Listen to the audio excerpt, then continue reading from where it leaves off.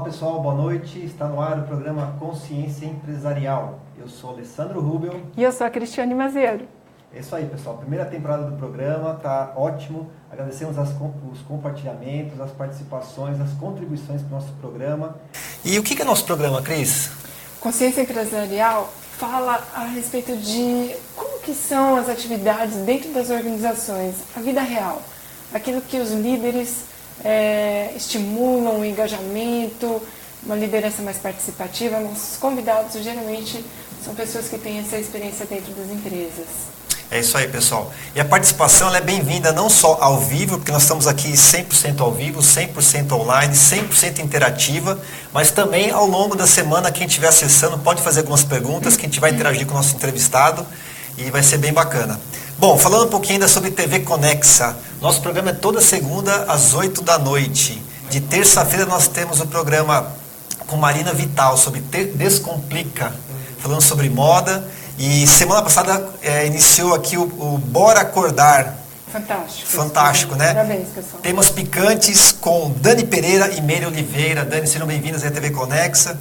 Quarta-feira, nossa querida Zi, né? Com o programa Contemporânea Live, Arquitetura e Urbanismo. Quinta-feira, Samira Gali, Dicas de Ouro, tema sobre casamento. Certo, Cris? Certíssimo. Essa é toda a nossa grade da TV Conexa. Sejam bem-vindos, participem, compartilhem. E falando um pouquinho sobre nossos apoiadores, quem são, Cris? Charme no detalhe, sempre com aquele capricho, sempre trazendo um vaso diferente, um arranjo diferente. Denise, Zé, com beijo. Muita gratidão. A Lili, Cinema Decor, aqui com o nosso cenário maravilhoso, nos apoiando desde o início. Obrigado, Lili. Gratidão, Lili. E hoje, Cris, hoje temos um entrevistado especial. Nós e Jô Soares tivemos a honra de entrevistá-lo, já conversamos com ele hoje. Quem está conosco aqui hoje, Cris? Olha, o Maurício Cito, eu vou até colocar meu óculos, porque o currículo dele é tão extenso que não dá para falar de cabeça, eu vou ter que ler. Então, assim, olha, o Maurício, ele já foi executivo de grandes empresas, como a GE, por exemplo. E hoje ele é presidente de 2 organizações. Ele é presidente da editora Literary Books International, diretor editorial das revistas Coaching, Gestão e Performance. Ele tem formação nas áreas de psicanálise, ciências jurídicas e sociais, filosofia e neurofilosofia da meditação. Olha só o nível do cara. É mestre em psicanálise clínica, jornalista e escritor. É o criador do método de meditação chamado New Mindfulness. O que será que é isso? A gente vai saber daqui a pouco. Ele também escreveu muitos livros. E também ele apoiou várias pessoas, como eu e Alessandro, a serem coautores de alguns títulos. E estamos aqui com o nosso amado e querido Maurício Cita. Boa noite. Com muito prazer. Muito bom estar com vocês. Lindo. Que aventura é essa? Quantas experiências, executivo, área comercial, depois presidente, jornalista. Valeu a pena tudo isso? O que ainda isso valeu a pena? É coisa de RG antigo, né, Cris? Pelos meus cabelos brancos, dava para perceber que a minha trajetória é longa, né? Uhum. Mas foi uma transição interessante. Eu comecei como empresário. Eu já comecei com 16 anos de idade, com o meu negócio, e depois, com 24, eu fui para Minas Gás. Com 27 eu fui para a General Electric. Na época eu era professor de marketing e a GE para mim era uma grande escola, né? A GE é uma realização de um sonho, né? Para todo homem de marketing aquilo era maravilhoso. E da GE eu saí com 33 anos e virei empresário de novo. E estou aí nessa batalha até hoje. Mas e o que valeu a pena até agora? O que está valendo a pena, Maurício? Olha, eu acho o seguinte, o que vale a pena para nós é a vida que a gente leva.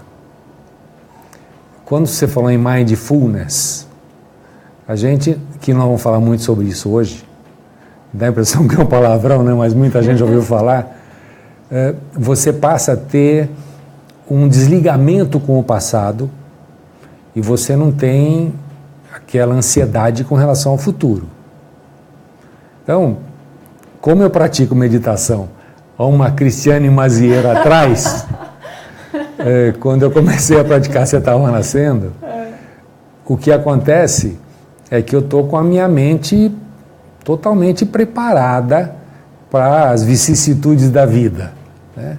Então, se valeu a pena, eu acho que sempre vale a pena quando você está consciente daquilo que você está fazendo, quando você está bem e quando você está nesse estado de mindfulness, que é estar bem aqui e agora, né? Você está vivendo bem a situação de hoje. Então, eu acho que valeu muito a pena. Eu acho que na vida é sempre uma montanha-russa, né? Tem os altos e baixos, né? E você sobe devagar, às vezes você cai com muita rapidez, né? Mas eu acho que o mais importante é que você tem que estar preparado para se levantar todas as vezes que cair. Você tem que estar preparado para enfrentar o mercado e não tem coisa fácil, não. Se alguém daí souber de alguma coisa que seja fácil, que dê para ganhar dinheiro sem fazer força, me avisa, porque eu estou procurando faz tempo. Então, olha, você escreveu diversos títulos, né? Sim. De livros, também com assuntos completamente diversificados, né, Maurício? Desde sexo até meditação. E o que fez você olhar com um olhar mais atento para esse tema? Eu sei que você já medita há muitos anos, né? Sim. Mas como você tem uma diversidade de assuntos nos temas que você aborda em livros, o que te levou a se aprofundar mais nisso? Na verdade, eu tenho tratado mais de 2 assuntos. Como psicanalista, eu fiz algumas pesquisas. Em função das pesquisas, eu escrevi 3 livros que são da área de sexo. O primeiro livro, que o comentário que o Alessandro fez do Jô Soares, né, da entrevista que eu dei no Jô Soares, é sobre um livro que tem um título que na época eu achava até interessante, mas depois eu vi alguns problemas com o título. Mas até aí, paciência, o livro continua vendendo muito bem, infelizmente, e que é da 8ª edição, que é Como Levar o Homem à Loucura na Cama. Esse é um livro de orientação para as mulheres.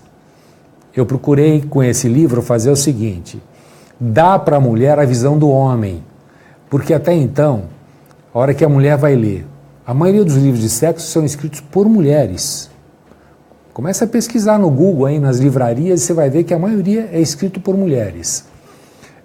As revistas femininas falam de sexo, né, como a Revista Nova e outras, normalmente com orientação feminina. Então, cadê o olhar masculino? Como orientar a mulher da forma como o homem pensa? Então, eu fiz uma pesquisa sobre isso.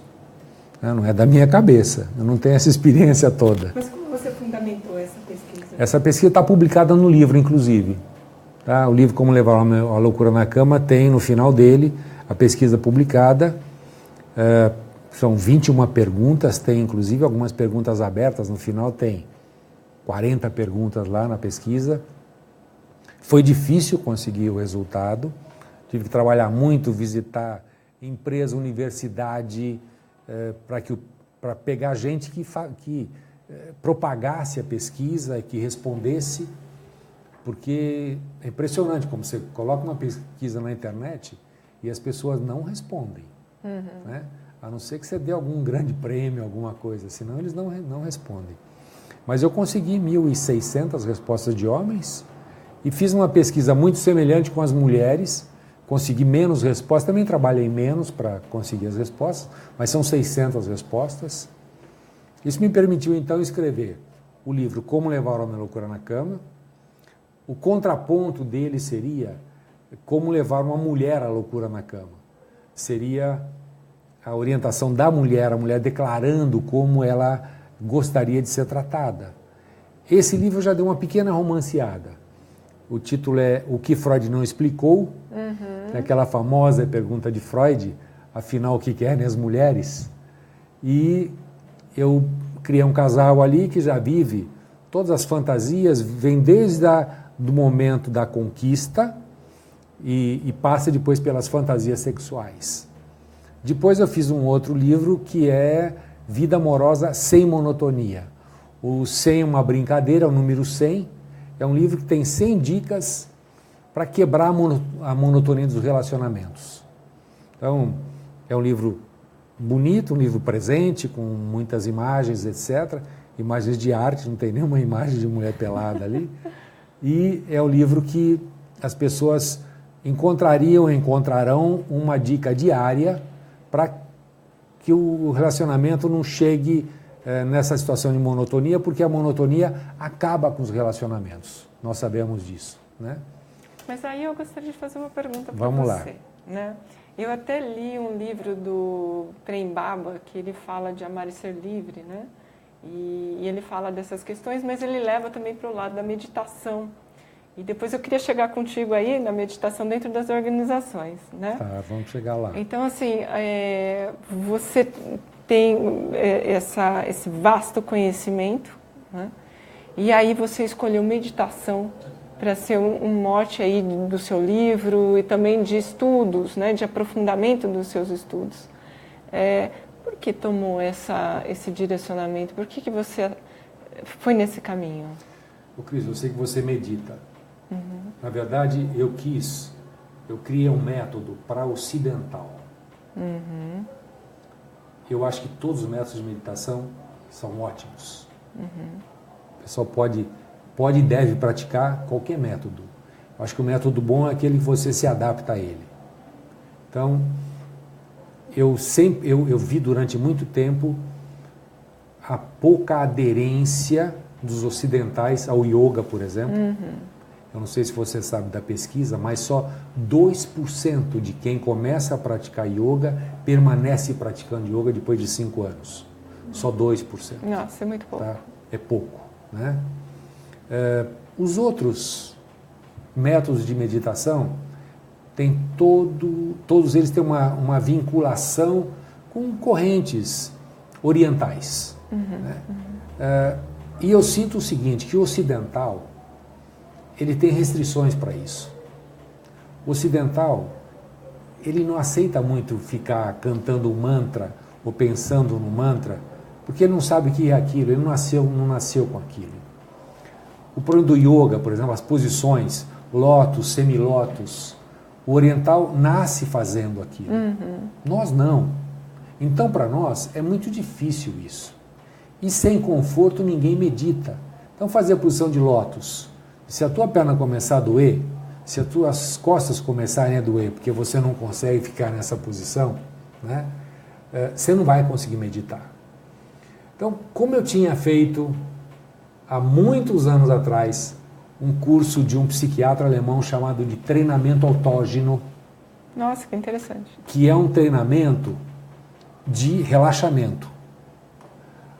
O Schultz, que é o autor desse método, ele nunca imaginou algumas coisas. Primeiro, ele imaginou que a engenharia genética ligada à medicina ia chegar ao mapeamento, imagiamento da mente para ver o efeito da meditação na mente humana. Não teria a mínima ideia de que isso seria possível fazer. E hoje isso é feito, aliás, hoje não. Há alguns anos isso já está sendo feito. O Schultz também não imaginou que o treinamento dele levaria a pessoa ao mindfulness. Mindfulness é você estar num estado de consciência. Eu sei que essa pergunta vem aí, mas eu preciso falar já. Mas não, faça isso. A gente conhece, está habituado a 3 estados de consciência. Vigília, que nós estamos aqui agora, sono e sonho, que é o sono profundo. Isso tem ligações com a energia, que é a energia mesmo do nosso cérebro. Então esses são os 3 estados de consciência que a gente conhece. Existe um 4º estado de consciência. Na verdade, existem outros. Para falar em meditação, vamos ficar no 4º estado de consciência. Esse 4º estado de consciência é chamado de estado de atenção plena. E o estado de atenção plena foi a tradução para o português de mindfulness. A palavra mindfulness quer dizer consciência, né? Quer dizer um estado de atenção que você está plenamente nesse estado de atenção, você está sempre atento a tudo que está acontecendo. Então, o Schultz nunca imaginou que o treinamento dele de relaxamento levaria à meditação e levaria ao mindfulness. O Schultz que você diz é o Will Schultz? Não. Ah, ok. É o Rudolf Schultz. Ah, ok. Os livros dele ainda têm treinamento autógeno. Quem quiser procurar, vai encontrar em sebo, tá? Não existe mais à venda. E eu fiz treinamento autógeno com o meu mestre, foi Cesário Ostri. O Cesário também tem livros no mercado, também você só encontra em sebo, infelizmente, mas também é treinamento autógeno. O Schultz colocou no treinamento dele, no livro, que a sequência dos exercícios podia eventualmente mudar, etc. Ele fez uma crítica até à sequência dele, e eu entendendo o que ele estava dizendo, eu mudei a sequência de acordo com a visão dele, que era possível fazer. Então, eu criei um treinamento de relaxamento e meditação que leva ao mindfulness. Você vai escutar hoje algumas técnicas de mindfulness, alguns métodos que estão focados exclusivamente na respiração e na tua capacidade de mentalizar algumas coisas. O meu método, ele é para ocidental. E ele tem um pulo do gato. Aliás, eu escrevi um livro que é Neo Mindfulness, e eu tenho um capítulo que fala do pulo do gato. O pulo do gato é o seguinte: a prática do Neo Mindfulness leva a um condicionamento da mente. E quando a mente está condicionada, você tem uma âncora que você vai praticando desde o primeiro exercício. São 7 exercícios só.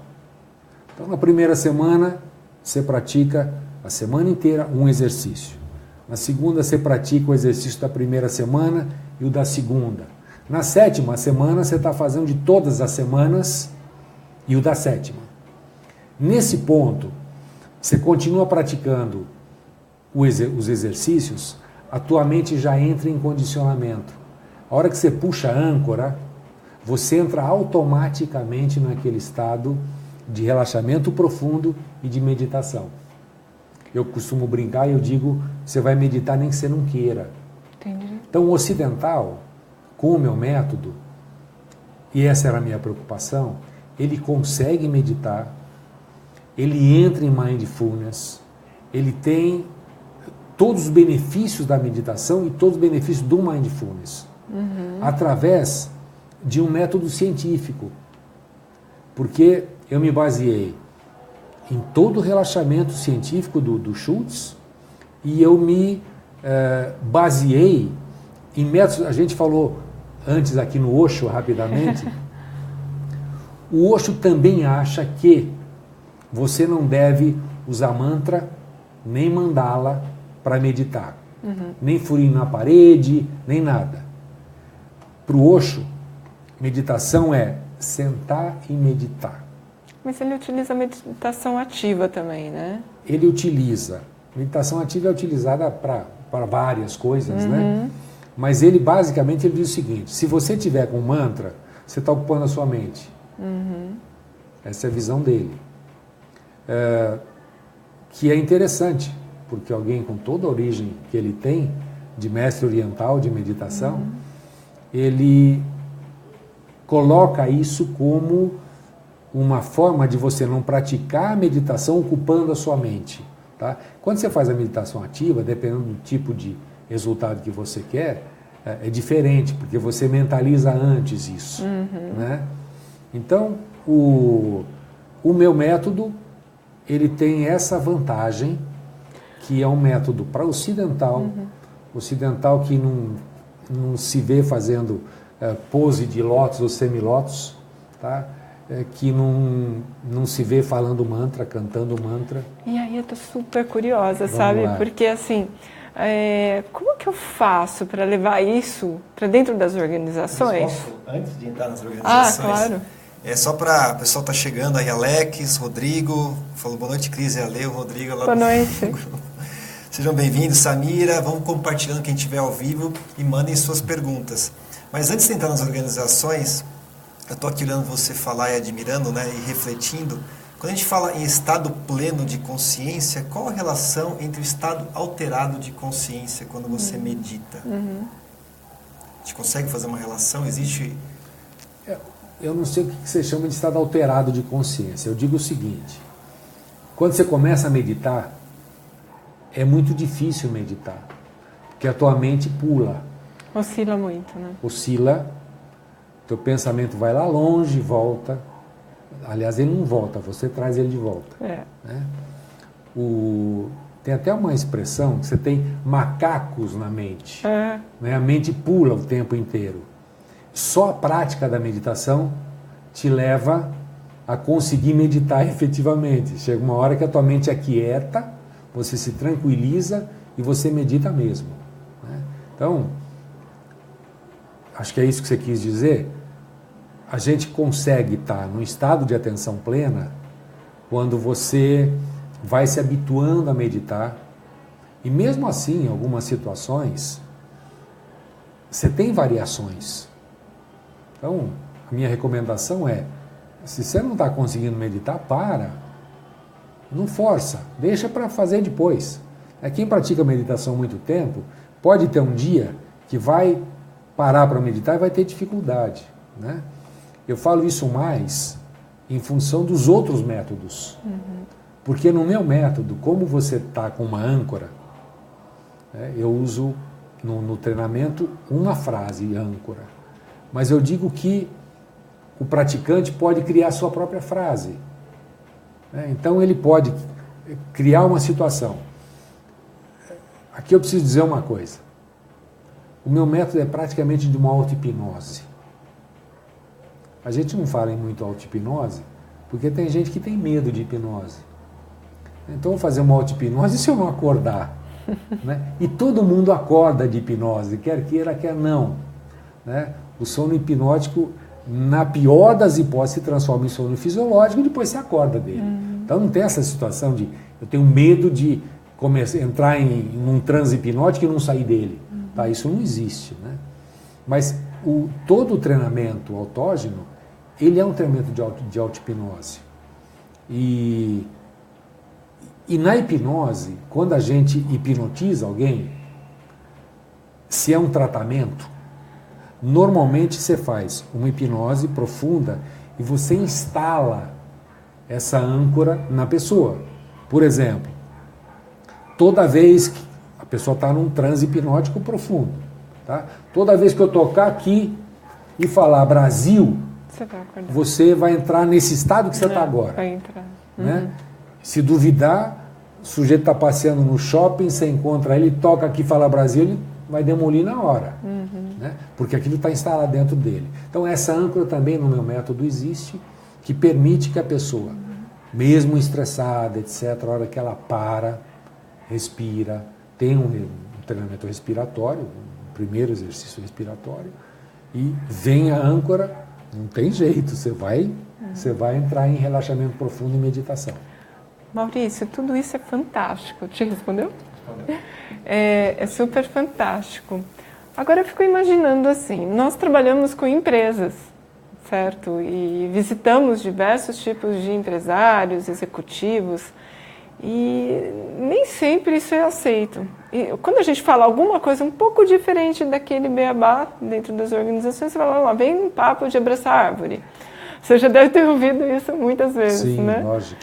Como que você vê isso dentro das organizações, essa metodologia, falar de estados alterados de consciência, de nível profundo de consciência, como que você vê isso? Aí eu vou só complementar a pergunta do Luísio, porque a gente aproveita, né? Falando ele falou o seguinte, meditação requer tempo. Tempo é dinheiro nas organizações. Como incorporar este tempo nas organizações? Só para aproveitar essa pergunta e já conciliar com a do Aloysio. Então vamos lá. A história do tempo é dinheiro.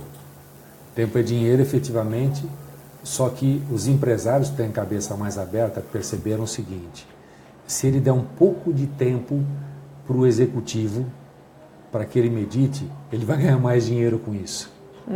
Então o tempo é dinheiro na meditação é muito interessante, porque todo o tempo que você utiliza para meditar, ele te traz retorno em dobro. Tá? Ou, se duvidar, ele decuplica os resultados, né? Multiplica por 10 isso aí. Como é que os empresários estão vendo a meditação hoje? E como eles verão daqui a alguns anos? A hora que eles tomarem consciência de que no Google, só para falar de coisa bem conhecida, né? No Google, no Facebook, as empresas, todo mundo medita. Aliás, todo mundo é exagero. Uma parte do pessoal medita. Mas como que é isso na prática, efetivamente, Maurício? Na prática, o Google tem uma sala. Quem quiser entrar no Google para pesquisar, coloca lá, meditação na empresa Google. E vai ver que eles têm pelo menos um horário que vai de 11h30 a meio-dia, que boa parte dos executivos vai para a sala de meditação e medita ali meia hora. Algumas outras organizações cederam, tem empresa inclusive no Brasil, que o expediente começa às 8, o empregado, vamos falar assim, o colaborador, o executivo, o que a gente quiser usar como expressão, ele chega às 10 para as 8, ele dá 10 minutos dele para meditação e a empresa dá mais 10. Então ele fica até às 8h10 meditando. Ele começa o dia já com a meditação feita, meditação diária. Isso é muito importante, porque as pessoas já ficam energizadas. Né? Você começa o dia diferente. No Google, o que eles tomaram consciência é de que se o executivo para na hora do almoço, ele dá uma equilibrada nas energias, tá? E ele se prepara para o restante do dia. Então vejam o seguinte, empresas onde o nível de exigência é altíssimo. Você tem a competição, principalmente nos Estados Unidos, é fortíssima entre os executivos. Aí você vai ter, eu estava dizendo, Google, para falar as mais conhecidas, né? Instagram, Facebook, Twitter, o exército americano, a Universidade de Harvard, o público interno de Harvard tem o horário deles para meditar, tá? Horário cedido pela universidade. No Brasil, já tem centenas de empresas que estão dando parte do tempo para os funcionários meditarem. Dentro da sua empresa, você estimula esse tipo de prática? Eu estimulei no passado, não vou fazer demagogia aqui, por uma questão de um relaxamento meu, eu estimulei 2 pessoas, eu tenho uma equipe básica na empresa, a empresa é pequena, são 15 pessoas só, internamente, tem o pessoal que trabalha fora, e dessas 4 pessoas têm uma estabilidade muito forte conosco, de 15 anos trabalhando com a gente. Dessas 4 pessoas, 2 meditam. Então, eu não levo a meditação para as empresas, eu não vendo esse serviço. Tá? Então, talvez por isso eu também tenha me acomodado e não tenha trazido para a minha empresa.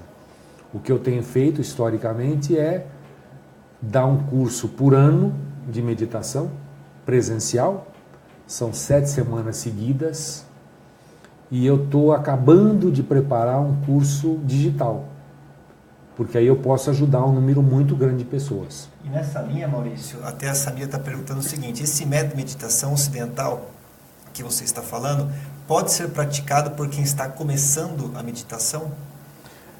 Deve ser praticado. Quem está começando tem todos os benefícios, porque não traz nenhum tipo de influência de outros métodos de meditação.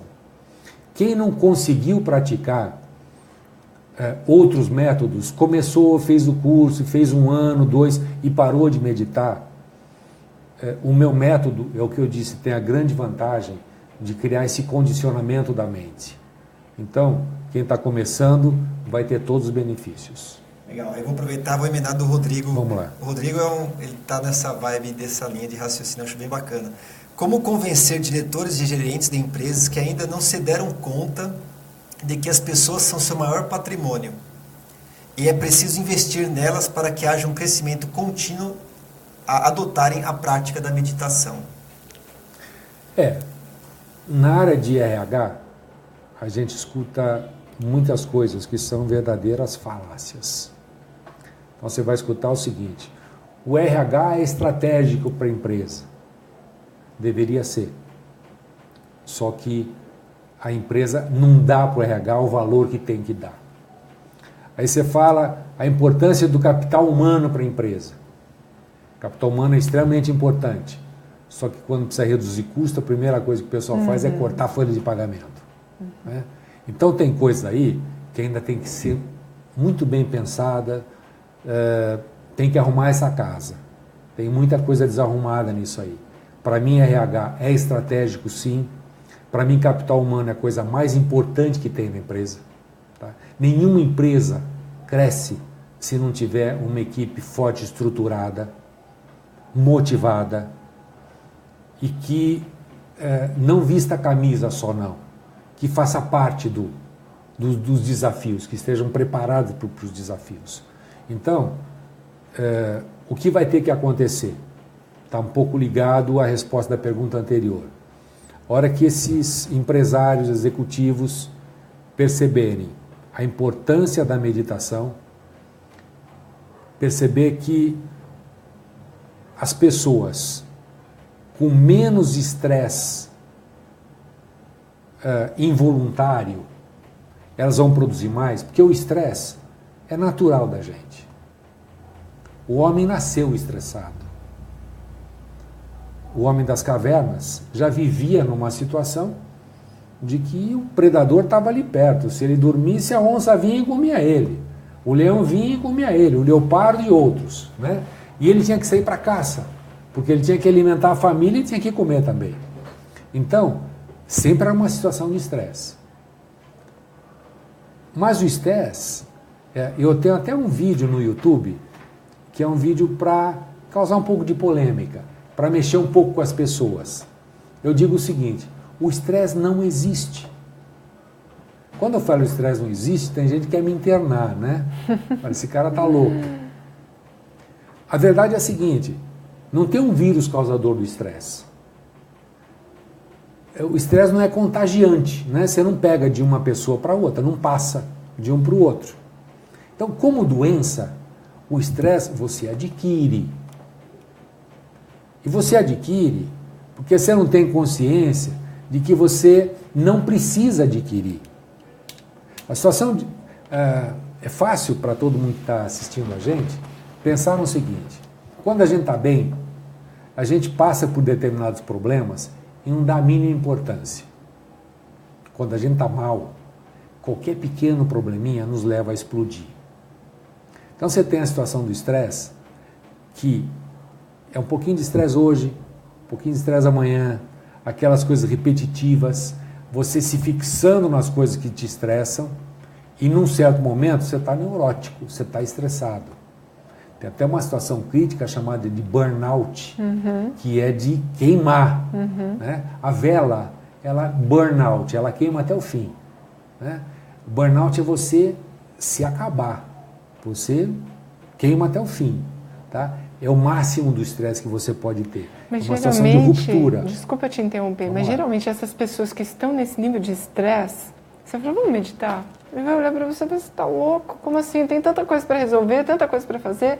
Como que você faz? São os que mais precisam. Pois né? mas como que você faz para mudar esse tipo de atenção, né, dessa pessoa e traz ela para uma atenção concentrada, para uma atenção no presente? Olha, essa pergunta. Vamos Porque lá. a Daniele Matos fez um comentário aqui que ela trabalhou numa empresa onde tinha 20 minutos de meditação por semana. Nossa, que legal. Fazia toda a diferença no nosso dia.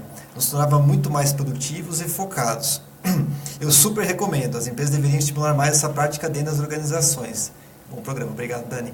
Aí eu queria, desse comentário nessa linha, eu queria perguntar, na prática, né? Estou lá um empresário, um executivo, um gerente, um líder, e ele está nesse momento de estresse, né? Total. Como é isso? Parar, ir para um canto, e como a pessoa volta? Como funciona esse Porque ele vai processo? falar, você está doido? Tem tanta coisa para fazer, né?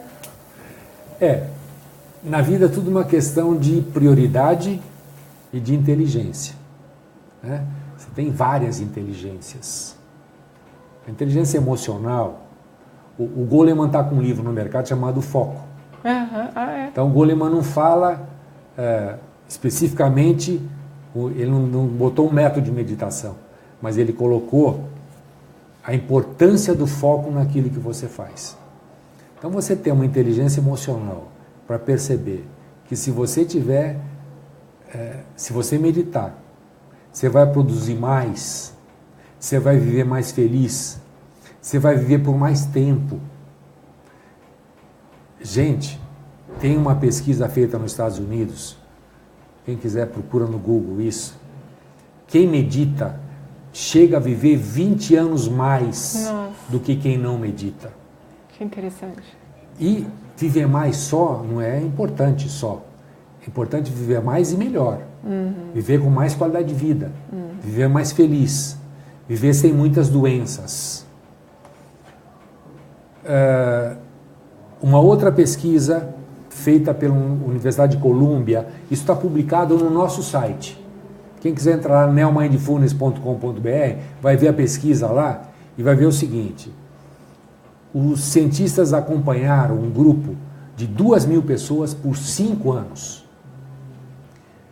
E essas 2.000 pessoas, praticando meditação, elas tiveram 55 menos risco de câncer. Nossa, que bárbaro. 87% menos risco de doenças cardíacas. 87%, gente. É muita diferença. Tá? É muita diferença. Né? E outras coisas que a gente vai se alongar aqui se ficar falando. Então, é extremamente importante para o executivo parar num certo momento e pensar o seguinte: eu não posso continuar vivendo estressado do jeito que eu estou.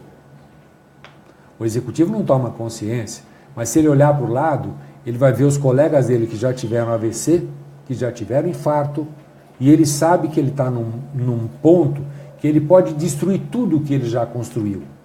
Então, é essa situação que o executivo precisa tomar consciência para que ele pare num certo momento e tenha coragem de romper com o status quo e falar: eu vou começar a meditar, porque isso vai melhorar em muito a minha vida pessoal, familiar e na empresa. Só completando essa pergunta, quanto tempo é necessário, que a Sabrina fez essa pergunta aqui para nós, para eu parar durante o dia e... Tá. E ela lançou outro desafio aqui, não sei se vai ser possível, mas depois eu lanço o desafio. Vamos lá. Para quem começa a meditar, no meu curso, por exemplo, o ideal é 2 vezes por dia. 20 minutos de manhã e 20 minutos à noite. Tá? Isso é o ideal. Como o meu método é um método de condicionamento da mente, depois de um certo tempo, a pessoa pode meditar por 5 minutos, por 10 minutos, ou pode meditar, vocês podem até não acreditar nisso, você pratica meditação, você sabe disso. Eu medito fazendo a barba. Caminhando. Eu medito caminhando, para mim é maravilhoso. Aliás, o oriental tem muito disso. Ele recomenda as caminhadas de meditação. Né? Então, para mim, aliás, o livro Como Levar a Minha Loucura na Cama veio de uma caminhada. É mesmo? Eu estava andando na praia em Santos, sozinho, meus pensamentos vão se arrumando, eu fico ali, eu estou no universo, eu faço parte do universo, eu sou o universo. Então, naquele momento, eu estava vendo, falei: puxa vida, quanta desorientação, isso tem uns 12 anos. Quanta desorientação existe no relacionamento entre homens e mulheres. Homens e mulheres são muito diferentes. Mas um bom relacionamento sexual ajuda muito. E eu vinha pensando, nesse momento, as coisas começaram a aparecer, e lógico que aí eu parei a meditação, porque a minha vontade é de ir para casa e começar a escrever. E veio uma inspiração. Depois, eu decidi primeiro fazer a pesquisa, depois de 1 ano eu comecei a escrever em cima da pesquisa.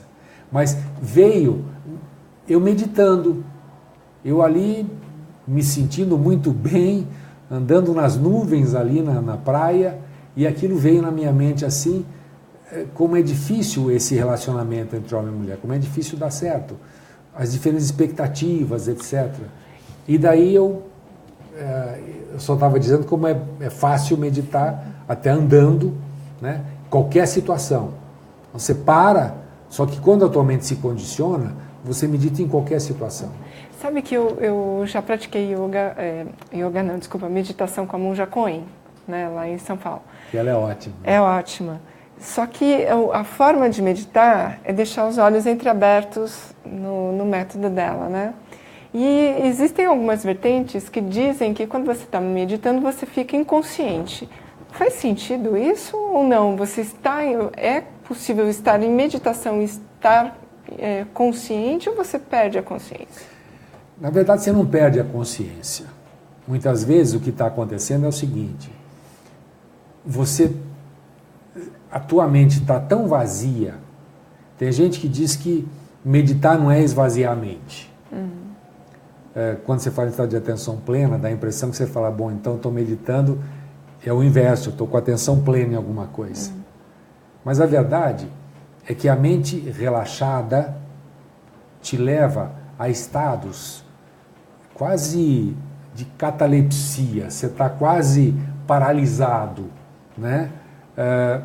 Você sai do mundo real. Então não é que você não está pensando em nada, tá? Mas naquele momento a tua concentração passiva, uma concentração passiva, você foi relaxando e você entrou passivamente. Apesar de ser um método indutivo, né, toda a meditação se utiliza de um método indutivo, né, para aprender principalmente. E depois para meditar, ou é respiração, ou é mantra, ou é mandala, seja lá o que for, mas são métodos que te induzem à meditação. Então, nesse estado, você se induz a meditar, a parar, a relaxar, e aí você faz parte do universo, você não está pensando em nada. Para mim isso é o estado alterado de consciência. Vai responder. Que quando você falou em estado alterado de consciência, eu não lembrei da expressão que você estava usando. Porque como eu estava falando no estado de consciência plena, de quarto estado de consciência, que é um estado alterado de consciência. Sim, o quarto estado de consciência é um estado alterado de consciência. Você saiu da consciência dos 3 estados que eu estava dizendo e foi para um estado alterado. Esse estado alterado não são 4 só. O Dalai Lama está num 6º estado de consciência, tá? Que é o estado de iluminação. Né? Você vê que o Dalai Lama ele está sempre sorrindo. Você vai achar que ele é bobo? Bobo, ele não é bobo de nada, não tem nada de bobo. Né? Mas o estado dele de atenção plena, de equilíbrio, de homeostase, o cara ele é equilibrado total, né? É muito difícil chegar lá, né? Esse é o nirvana, né? Aquela situação que você está lá, você é Deus, né? Naquele momento você está no ritmo do universo, você está vibrando como o universo, então é um outro estado de consciência. Você chega a um 5º estado de consciência, que o próprio treinamento autógeno pode levar a isso. Eu uso a base do treinamento autógeno. Tem um treinamento autógeno avançado e você vê a tua luz interior, você vê algumas outras coisas. Né, que inclusive... E aí, essa daria uma outra conversa, viu, quando a gente fala de homeostase. Mas assim, aí acho que esse estado alterado de consciência, enfim, o que você acessa, tem 2 perguntas aqui, acho que dá para juntar. Do Rodrigo, novamente, falando assim, então podemos afirmar que a meditação tira a ansiedade, faz com que tomemos as melhores decisões e pode até evitar doenças causadas por estresse e frustrações. E aí o Aloysio fala o seguinte, pergunte ao Aloysio como esvaziar a mente. Acho que dá para juntar as 2 aí, né? O Rodrigo respondeu, né? Eu quero juntar mais uma. Tira a ansiedade. Eu posso juntar mais uma? Porque dizem algumas vertentes, né, que eu já li a respeito no budismo, por exemplo, que quando uma pessoa consegue ficar pelo menos 1 minuto com a mente sem nada, ela já atinge o estado de iluminação. Faz sentido isso também? Eu acho que se ela praticou muita meditação, pode acontecer. Eu nunca ouvi isso. Pegando mais a resposta lá para chegar nisso aí depois, É verdade que a meditação tira a ansiedade. Mindfulness, o estado de atenção plena, ele te leva ao seguinte, a você viver o presente. É uma expressão muito utilizada para mindfulness, é você viver o aqui e agora. Então eu estou aqui e agora. Sem a influência do passado. Sem julgar as coisas do passado. Sem julgar tudo que te trouxe até aqui, o estado que você está hoje. E na parte da ansiedade, sem ansiedade com relação ao futuro. Então você está no almoço, você está curtindo a comida do almoço, sem se preocupar com a sobremesa que você vai comer, ou com o jantar, ou com o almoço que você vai ter daqui a 2 dias. Você está comendo aquilo ali. Existem até hoje alguns métodos interessantes. Tem o Mindful Eating, que é você comer prestando atenção plena no que você está comendo. E eu sou pioneiro no Brasil de falar em Mindful Sex. Porque, na verdade, o que a gente traz da meditação para o nosso dia a dia é você viver bem tudo que você está fazendo. Sim. É você curtir o que você está fazendo. Né? E isso é muito importante. O Mindful Eating nada mais é do que você prestar atenção no prato. Que a gente já falava isso. É engraçado que ao longo do tempo a gente vai mudando as coisas, mudando o jeito de falar, mas de coisas semelhantes, né? O vinho, por exemplo. Há centenas de anos se diz o seguinte: quando você tiver uma taça de vinho, primeira coisa, sirva o vinho, vê a espuma que ele faz. Aí olha o vinho, vê a cor do vinho, vê as nuances de cor, põe na frente da luz, vê como varia isso, vê a transparência do vinho, vê o brilho do vinho. Tudo isso é muito bonito e enche os olhos. Você está ativando o olhar. Aí, cheira o vinho. Vinho branco tem aroma, vinho tinto tem buquê, porque é muito mais elaborado. Então, busque o buquê de um vinho tinto, por exemplo. Quando às vezes você vê um enólogo falar, tem gosto de castanha torrada, de baunilha, né? Aí você vai, caramba, não estou sentindo chocolate, não estou sentindo nada disso aqui. Né? Se você se exercitar, você vai sentir algumas coisas nessa linha. Mas aí você está cheirando o vinho. Depois disso, você balança o vinho e cheira o vinho em movimento. E você vai perceber que o aroma ou o buquê é diferente do vinho parado. Aí você toma o vinho. Só que você põe na boca e sente o vinho preencher a tua boca. O contato dele com a tua boca. Aí você vai sentir o corpo do vinho, né? Se ele é seco, se ele é doce. E você vai tendo as percepções do sabor. Né? Finalmente, faltava você ativar a audição. Você ativar os 5 sentidos na hora que você toma um vinho. A audição, você dá um toque na taça do outro, faz tintim. E você ativou a audição. E isso é verdade, é assim que funciona a coisa. O tintim é exatamente para você ativar a audição. Isso você traz para a comida que você está comendo. Vê um prato bonito, admira a comida, começa a comer, sente o cheiro da comida, tem comida que só o cheiro já te dá, né? Água na boca.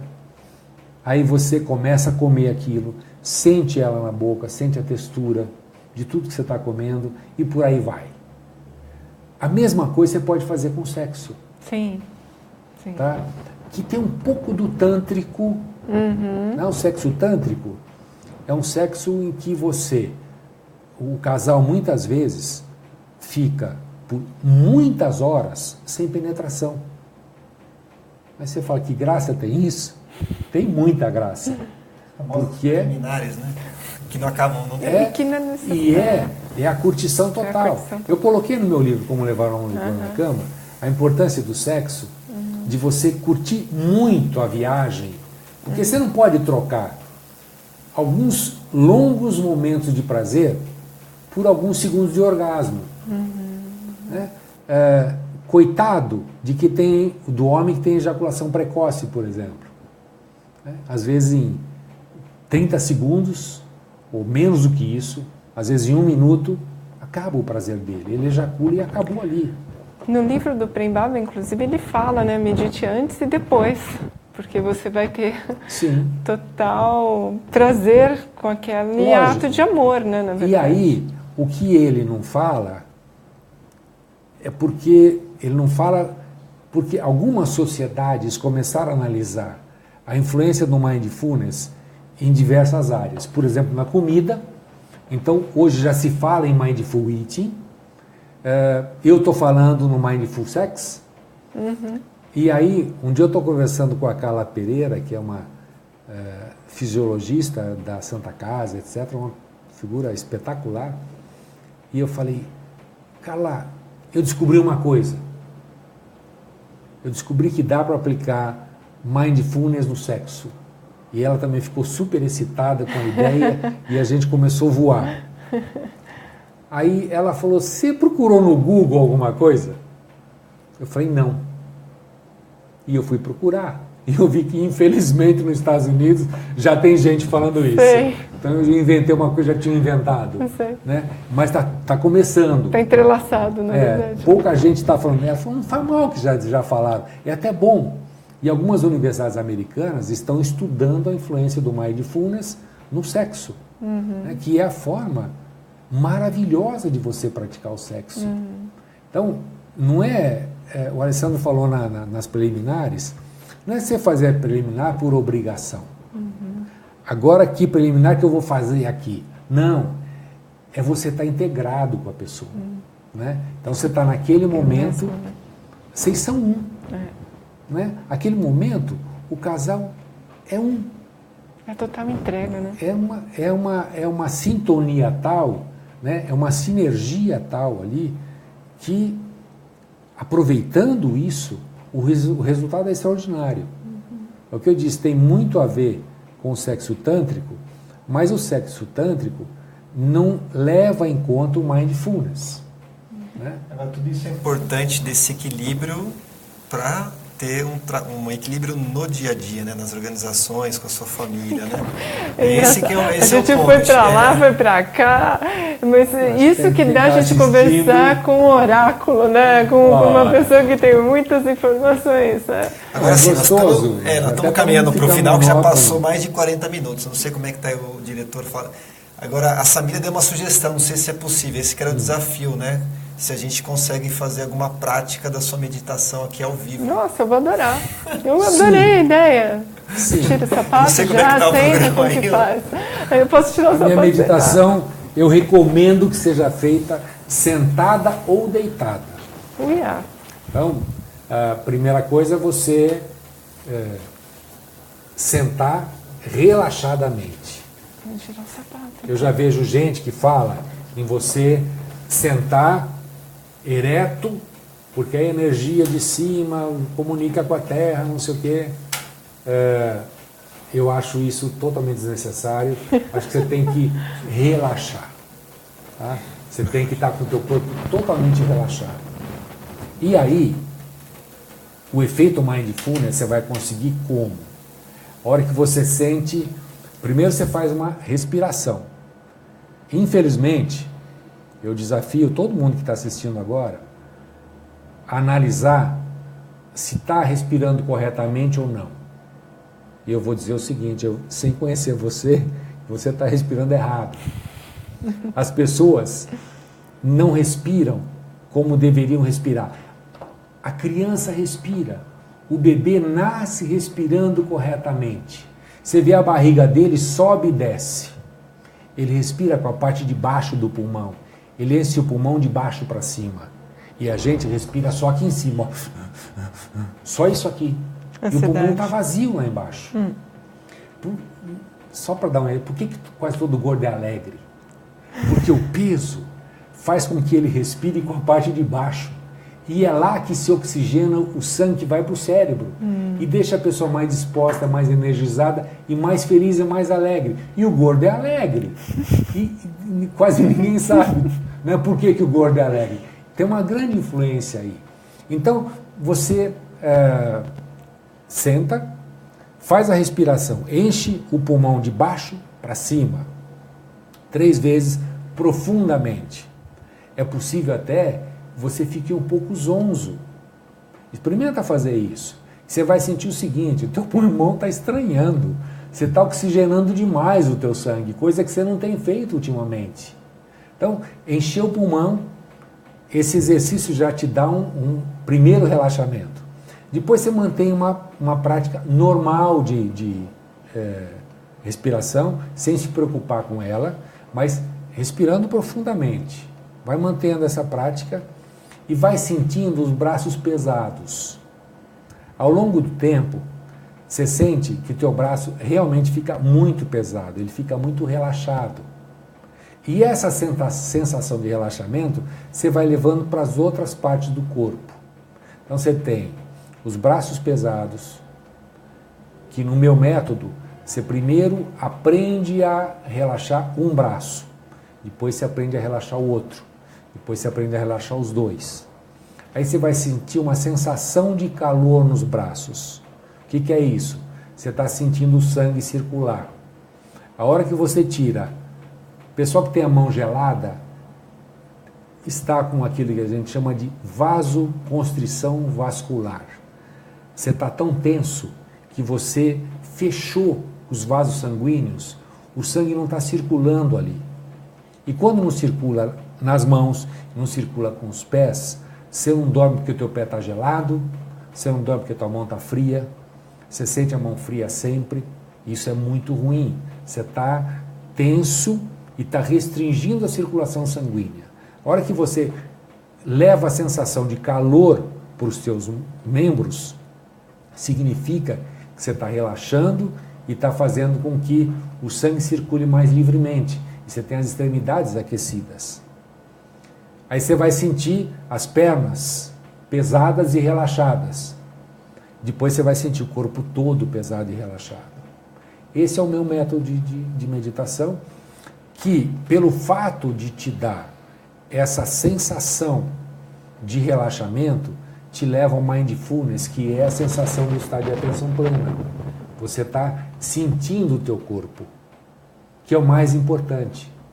Tá? E é muito fácil. Por isso que eu disse que é um método para ocidental, que me preocupava eu, os ocidentais, com uma tremenda dificuldade, mesmo na meditação transcendental, que é uma das mais populares. A transcendental que eu fiz, ela te dá um mantra e você senta e com o mantra e medita. No meu método não. No meu método você relaxa. Primeiro você relaxa profundamente e aí você entra em meditação. Meu amigo. Até aqui tem uma internauta aqui falando o seguinte, ó, aumenta o tempo, mas o diretor já está cortando o tempo. Como que a gente leva tudo isso dentro das empresas, Maurício? Precisa mostrar para os executivos o exemplo do Google. Vai ver o desafio que é trabalhar no Facebook. Vocês lembram que o Orkut quebrou? Uhum. Tinha um outro meio parecido com MySpace quebrou. MySpace. Quebrou não existe praticamente mais, sumiu. Não tem expressão. O Facebook, para se manter atualizado, aquele pessoal está ali num nível de estresse altíssimo, porque eles têm que ter um produto que atenda às diversas culturas, né? Mas que cada vez dê mais serviço para as pessoas continuarem utilizando, senão elas se cansam daquilo, né? E eles quebram, aquilo acaba. Então o nível de estresse é altíssimo. Eles perceberam o seguinte: ou você medita e continua trabalhando aqui, bem, tá? Ou você vai infartar, você vai ter AVC e nós vamos perder você. Então eles não estão dando a meditação só porque eles são bonzinhos. Eles estão mostrando o seguinte: dá para viver melhor, dá para viver mais, dá para produzir mais para a empresa se você tiver com a mente mais quieta um pouco. Tá? Se você relaxar, se você meditar. Depois só tem um comentário do Luiz aqui, vou dar uma resumida, mas que não é cultural, né? Que ele fala assim sobre essa questão do caminho interessante se levar a parte da meditação para as escolas, enfim. Existe isso. Isso é cultural no Oriente, né? E aqui hoje, como é que David está isso? Lynch. Põe aí no Google. David Lynch. L-I-N-C-H. Esse cara é um grande diretor de cinema. Você já viu? Sim, Você acompanha o trabalho dele em meditação? Sim, O maravilhoso. David Lynch faz no mundo inteiro um trabalho de levar a meditação para as escolas. E tem várias escolas brasileiras já visitadas pelo David Lynch, com criança a partir de 7 anos de idade praticando meditação.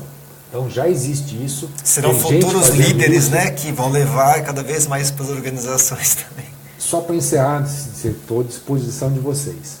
Mas disse o seguinte, que uma pessoa que medita influencia 7. Tá?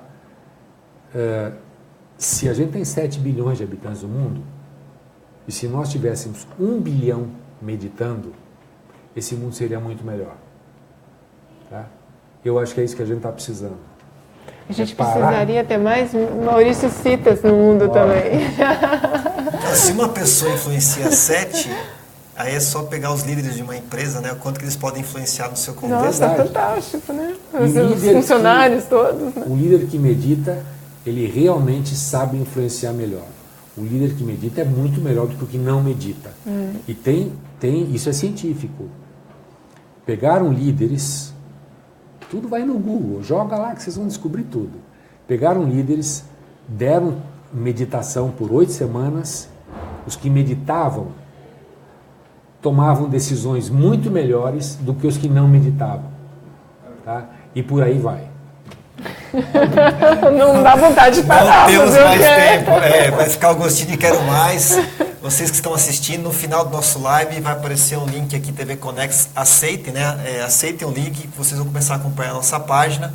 Podem continuar fazendo as perguntas, caso vocês assistam fora do horário, assistam as perguntas, que a gente vai fazer um contato com o Maurício para Pode poder estar mandar as respondendo. perguntas, Compartilhem nosso programa, ajudem a nós a divulgar toda essa ideia do trabalho, que é muito bacana. Agradecemos quem já está fazendo isso e está nos acompanhando, e gratidão a todos.